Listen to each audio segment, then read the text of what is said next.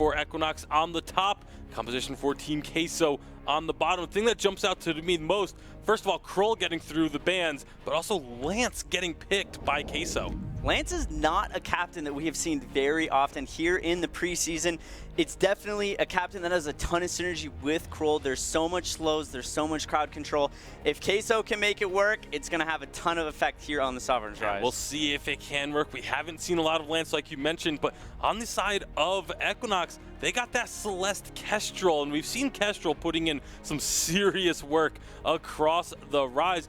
And one thing that stands out to me as a big surprise, though, is no Reza in this draft. No picks or bans for Reza when we've seen Reza just dominating across Sovereign's Rise. We'll see if one of these two teams can dominate the other as we head into our first game with Dowsy and Stress.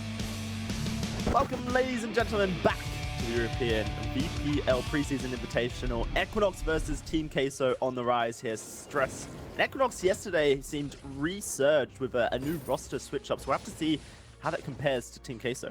Oh, for sure. You give me this matchup a week ago, and I'm like, okay, it's going to be a one-sided affair. Like, Queso are going to do super well. Well, this time around, I mean, you look at the Baby Groots and the influence they've already had on this lineup just in one game under their belt. Like, it's been a very impressive turn of events. They've been looking better in the early game in that one-off game, and that's where Clash's strength is. I want to see these two match up against each other now with the revamped lineup and see exactly what Queso can do, because they struggled a little bit yesterday up against Rising Lotus. It was a tougher game than we expected in that matchup too. Yeah, that matchup was pretty crazy. It was Rising Lotus in the lead by 10,000 gold at one point, maybe even 11.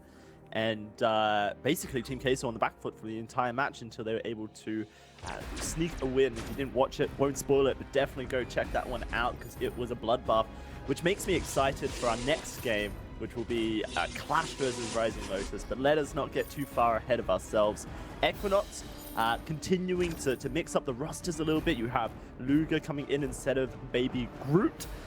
Luger and Jiraxis used to play on Team Norm Pisani back in the Challenger Series, so very experienced roster there. Always were very, very dominant when they ever went duo in any team. And with Baby Groot Part 2 kind of solidifying the jungle, this is actually a fairly decent roster for Equinox. Yeah, it's looking pretty good. As you referred to, the Baby Groots, not both of them playing in this matchup. One thing specific to this game that I think is very interesting, Alex SS is playing this lane Grace. This is something I was watching Hundo play a little bit yesterday on stream. If it is in fact that damage-focused laner of Grace, like the massive AoE that comes from it, there's a good amount of damage, tankiness, sustain. It's actually quite a difficult champion hero to play against in solo queue. I want to see what it can do if it is that, in fact, when we're in the 5v5 setting, when it is a competitive game, when it isn't just solo queue and trying to kind of carry from one side. Because he's not exactly the hardest carry champion, just tough to deal with. And not to mention Alex SS laning up against Hundor, which means he's laning against Tyras as well. These guys are pretty much joined at the body at the moment. They roam into the enemy jungle together. They roam around the map together. As you can see, Tyras and Hundor just trying to steal away as much gold in that topside jungle whenever they push Alex SS into his turret. So, bot side, Baby Groot potentially caught out here. PRZ and Palmatoro are doing some damage as Kestrel's struggling, and that shall be him falling for first blood to Palmatoro. First blood, always a tough moment there as Kestrel when you're like, okay, I'm not getting a getaway, so I'll stand my ground, I'll try and fight. Unfortunately, not quite enough damage coming through, and no real backup there from Vox as he was a little far away for Svantu to actually get in the mix. And I mean, it's kind of an interesting setup, this Vox Kestrel in the bottom lane and moving around the bottom side of the map. I kind of am interested to see how it goes. There's a fight on the top side though out of Jiraxis, lands those chains twice. Hundo and Tyros trying to get a little bit cheeky and steal away a Crystal Treant, but wasn't going to happen. Equinox able to defend that. And now the mid at least attempt to de-push the lane the way that Queso would be moving in through the top side. Decent vision control with the scout cams all the way basically in a line from behind their crystal power orb all the way through the river. Now they've caught out PRZ, maybe. Chains did land.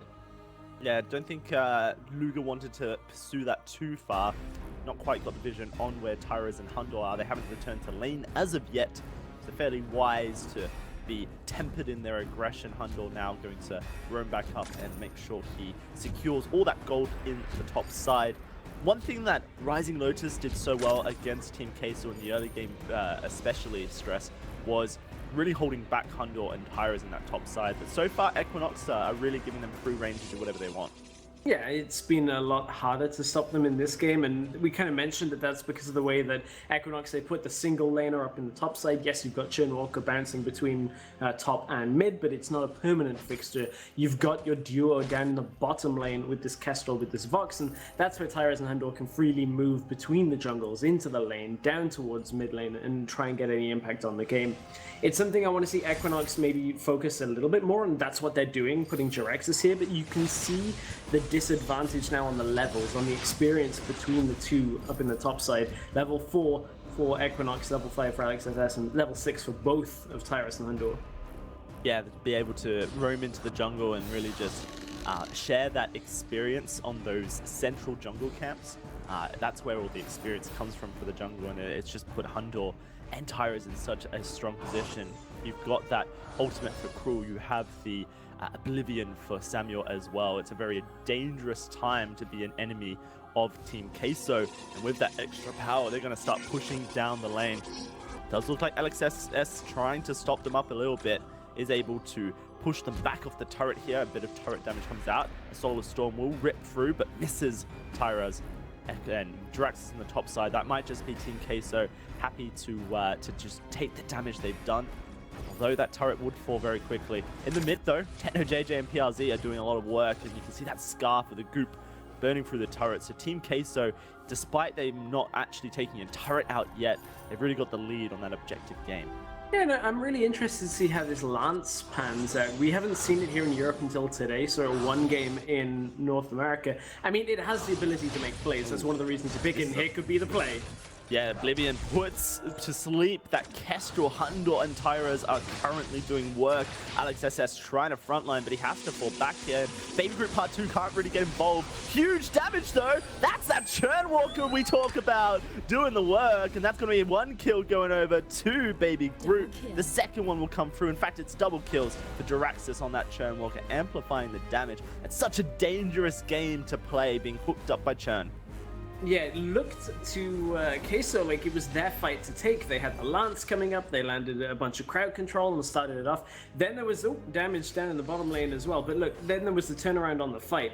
It's difficult when there's so much back-loaded AoE damage in this composition that comes out of Equinox that it looks like it's a good fight, ends up not going the way of Queso. Now they lose the tower as well. They even lost a member down on the bottom side, as well as Luga, I believe, died to Palmatoro under the tower.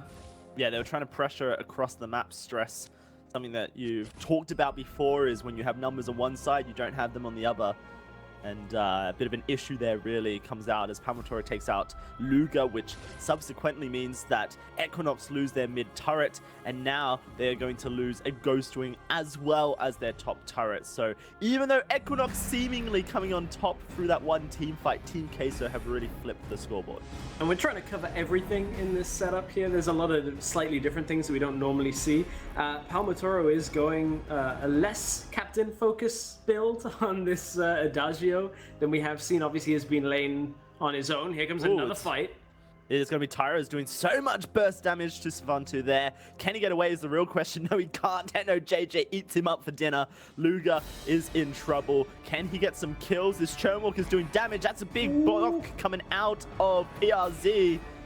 Is it enough for Team Queso to get out? Here comes Alex SS right into Tyras, right into Techno JJ. I think Equinox want this fight, but can they do the damage is the question. Alex SS heals himself. Vulnerable, trying to get on to this Kestrel. One shot hits PRZ. That will take him out. Techno JJ is going to lose his life as well. It's just a matter of time. Yeah, he's trying to... Hundo's been pushing turrets. This is not the best for Equinox. They've lost 2 turrets so far to Hundo, completely untouched. Yeah, Hundo with a good play in the middle lane. Obviously didn't want to roam down for the tail end of the fight. The fight had split up, and yes, okay, there's AoE damage that comes from Samuel, but he couldn't really get in position for it. And You know, that's one of the things that Grace is still going to offer when you look at Alex SS, how tanky he was, how that heal comes out, the damage reduction in the kit is still there, even if you're building, you know, the damage route. And that's one of the things that makes it very difficult to deal with. Now, mid lane push comes out. Equinox are going to be able to take that tower down and then retreat back and kind of reset this game for themselves. So trying to recoup a little bit of what was lost to Hundor there. Well, big fight coming out of Team Queso here, and Jiraxis just seems to be lost in the middle of it. Alex SS pops the heal, tries to keep Jiraxis alive, but he gets put to sleep, and that'll be the end of the story. Now, what do Team Queso do with this little bit of pressure they've found? There is still a turret in the bot side that they might group up to take here. Equinox are all pretty much set up, ready to go for a fight if that does pop out. But here comes Queso, charging on him. PRZ misses the Impaler, but Baby Groot is almost dead due to the massive poke coming out of Techno JJ and Hundor. A Solar Storm does hit the front line, but the front line's tanky, and that's their job. Stefantu, hell, he's just going low right now. I don't think they're going to be able to hold this turret. In fact, I'm not sure they want to hold this turret anymore. Luga's trying to clear the wave with that Celeste, but at this point, turret will fall, and now Luga very low. Palmatori will just charge forward and find the kill. Alex SS and Jiraxis caught between no man's land, and that will be one more kill for Queso as Jiraxis does retreat and Queso find a turret, and maybe even just Stefantu, who seemingly isn't with us right now. But he will be going back to the Sanctuary. This is where you have to look at the objective priority and what is useful to defend and what isn't. So Equinox there are trying to stop and delay Queso as long as possible, but by doing so you end up filtering in one after the other or having these split fights. What that means is Queso actually pick up a bunch of kills, get the tower, and now are right in time for Ghostwing. Now what could have happened there if they had fought less over it is you concede the tower, defend the inner tower, force Queso to recall and take the 5-on-5 instead of a 5 versus 3 and then a 5 versus 2. It takes very clear decision making for a team to make that, especially when behind, because you're trying to scrap for everything. But that's something that I'm really looking forward to teams actually kind of prioritizing is, hey, we don't have to fight here. Let's reset the game, try and take a fight on our own terms. Difficult to do from behind, but teams will start to pick it up. The one thing I've only just noticed, and, you know, apologies for the delay, that is a weapon power Samuel coming out of Hundor. Really just trying to be a split push presence as much as possible here, it seems. Have to see how that does play out in the late game. Weapon power Samuel not as strong in the late game as he is in the early game. There's going to be an Oblivion going out here. Looks like Equinox might actually want this fight, but they can't get in range. And look, Techno JJ just poking over the wall, and Luga really is not enjoying it. Techno It's JJ, interesting. There's so many different and kind of slightly different interesting builds that I wasn't even looking for the Samuel to have a different one. I was like, oh yeah, it's going to be fine. It's Samuel with AoE damage. It's going to be great. I mean, it means that this Black Crow is just falling so quickly as Hundor is able to pretty much auto-attack it straight down. And Equinox know they can't really contest with Luga's health bar. So that's going to be a Black Claw unleashed onto the map at 12 minutes for Team Queso. They've already done some groundwork in the mid lane. This could just be the armory going down and potentially the end of the game. Yeah, I guess interestingly from Queso, they don't have a kind of a primary ranged weapon power carry, but they've got a lot of damage in the kit as it is. Adagio has damage, Samuel has damage from a range as well, so maybe that's what it was, the decision to try and offset some of that. This is incredible damage coming out of just Techno JJ alone, and PRZ setting it all up. There it is, boom, on to Baby Group Part 2. That Kestrel did not stand a chance. Turret's going to fall here, and Equinox missing a member. This is devastating for them. Good damage coming out of Jiraxis, keeping them all hooked up. A brilliant Churnwalker stun, and PRZ will lose his life. Maybe enough to push Team Queso back, but Hundor on the front line having fun with this weapon power, Samuel. The Black Claw will fall, but so will this armory with a Spitfire from Techno JJ. Queso are able to complete their quest. Taking down the armory makes the job so much easier. And the important thing for the beginning of that sequence was the fact that Hundor was actually up in the top side, pushed the wave through to try and make sure they could get the top tower, or at least stack a minion wave up there, and they had a big minion wave stacked bottom lane, so it gave them multiple options. Unfortunately, losing both the Black Claw and then a member means that Queso have to make the decision to back away. It is the right decision to make at that point. There is no point over-forcing a game where you basically feel confident that you are so far ahead. It's an easy closeout, so it'll be Ghostwing into an attempted push to close this one, and that should be how Queso look to end the game. Now for Equinox, they need to somehow get this poke down from a range and then have a fight go their way where this AoE damage comes out, but it's so difficult. so difficult when you don't know where Equinox is Queso so are. caught out. Look at that. Oh no, Baby Groot is dead straight up. Tyra's with a beautiful ultimate. And now Equinox are on the run. Team Queso want to finish this one out, and Safatu will be the next victim, followed by Diraxis. Only Luga and Alex SS left alive, and Team Queso won't make that for long as Luga frontlines. PRZ will knock him back. It's a double for Techno, and that will be the end of this game. Only Alex S left alive. The triple kill, and ace comes through for Team Queso, and at 15 minutes they will do the dirty deed. Vein Crystal explodes, and Queso continues its EU dominance. I like it. They knew Equinox were going to come through to the Ghost Wing. It was the obvious play, so they just set up the bait, they set up the bush, pick them off, and end the game. Really strong performance out of Queso today. Really strong performance indeed. Equinox do better than last time, able to defend out a whole minute and a half against Team Queso here. So definitely we're seeing improvement from Equinox, but we have to just admit, Team Queso just looks stronger and stronger week in and week out. And with that game under their belts, they're going to